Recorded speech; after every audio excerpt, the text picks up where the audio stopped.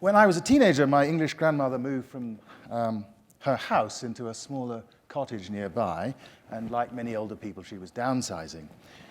And she sold her house to a British Member of Parliament, a very right-wing politician, who favoured policies pretty much every one of which I vehemently opposed.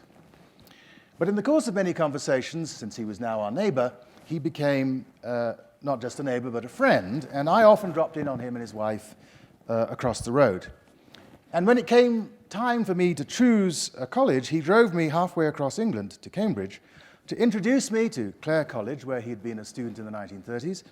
And that was where I eventually did my first my undergraduate and then my doctoral degrees in philosophy, 4 decades after he had left.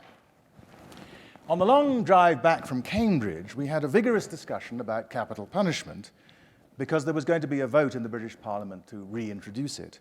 And I did my best to persuade him that this was a bad idea.